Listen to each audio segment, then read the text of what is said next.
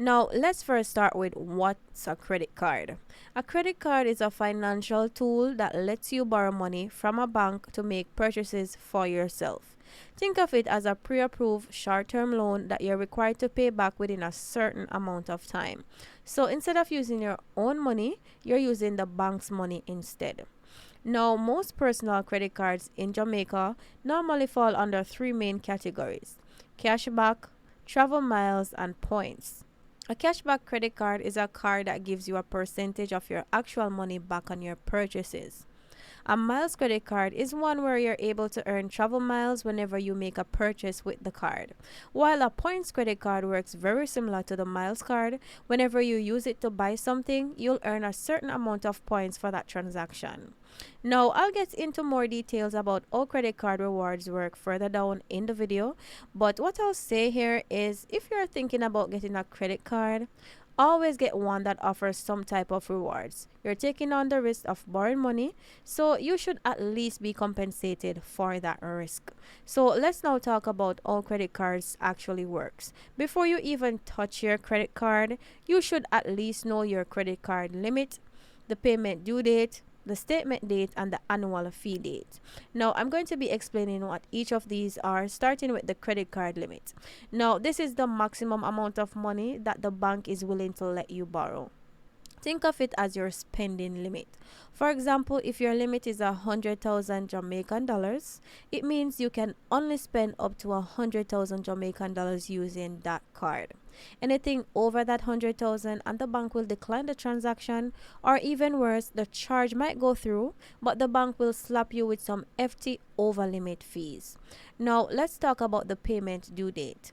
This is the date you must make at least the minimum payment on your card, and this date does not change. Once you get and activate your credit card, the payment due date will remain the same date forever unless you go to the bank and specifically ask them to change it. So if your payment due date is the 15th, it will be the 15th of every month. Now, another very important date for the credit card is the statement date. This is the date your billing cycle ends and your statement is generated. Your billing cycle is the time between your last statement and your current statement. So, for example, if your statement date normally falls on the 20th of every month, then that means that your billing cycle would be from the 21st to the 20th of the next month. And your actual statement is basically the document that packages all of your spending, fees, rewards, everything that happened with your credit card during this period will be documented on your statement. Next, let's talk about the annual fee date. So this is when your yearly credit card fee is charged. It's only charged once per year, but what makes this one very tricky is because it's very unlikely for everyone to have the same annual fee date. So let's say we both got the same type of credit card from the same bank, but you activated your card on January 3rd and I activated mine on January 12th. Even though it's the same credit card from the same bank, the annual fee date for my card would be on January 12th, while the annual fee date for your card would be on January the 3rd. And this is one of those dates that you should really make a note of in your calendar. Now, guys, that's the basic of what a credit card fundamentally is.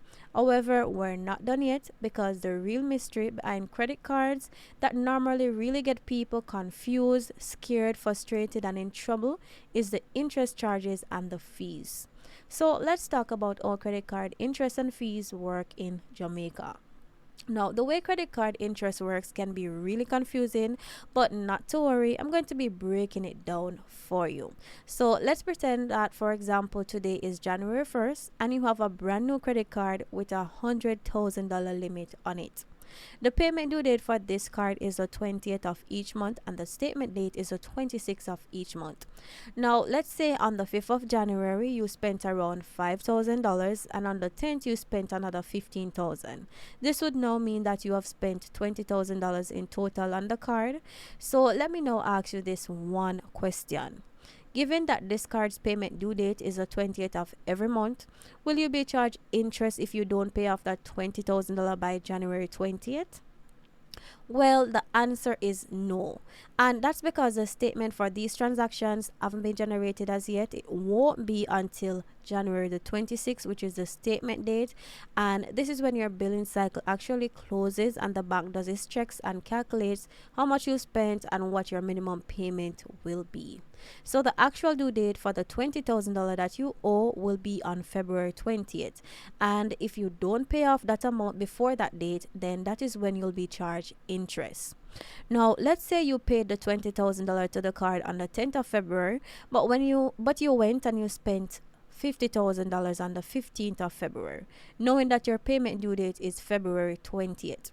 This means that the card now has an outstanding balance of $50,000. Will you have to pay interest on the $50,000 by the end of February if you don't pay it off? The answer again is no. You will actually pay no interest because you already paid off that $20,000. The transaction with the $50,000 is now in a different billing cycle, and the bank won't calculate it until the billing cycle ends and your new statement is generated. Now that we've covered the scary stuff, let's get into the fun part about credit cards, which is the rewards. Now, rewards are one of the biggest incentives for using a credit card because when you really think about it, you can use your debit card to purchase just about anything. So one of the ways that banks encourage us to use our credit cards is by offering us rewards like cashback, travel miles, and credit card points. Now, my personal favorite out of all of these is cashback. I just love how straightforward and simple it is. Basically, how it works is that whenever you spend any amount of money using your cashback credit card, you will get back a percentage of the transaction. So if you have a card, for example, that has a cashback rate of 3% on anything else, anything that you spend, and you spend say $100,000 using that card, you're entitled to get back $4,000. Now let's talk about the travel miles and point rewards credit card. So accumulating miles and points is very similar to how you would accumulate cashback. You would just have to use the card like you normally do, and the bank will calculate the rewards for you. However, unlike cashback credit cards, you have to manually redeem your miles or points. It's not automatically done for you. Each bank also has their own style of doing things, and in most cases, you'll have to download another app just to manage your miles or your points. You also have to be careful with how long you try to save them up because they have an expiry date, and after they expire, they will just disappear. So as you can see, these type of rewards are much more hands-on and difficult to manage than the cashback rewards. However, one good thing that I can say about these types of reward is that they are usually available to use almost instantly. So once the credit card transaction is processed, which normally takes about 2 to 3 days, the miles or points will be available to use.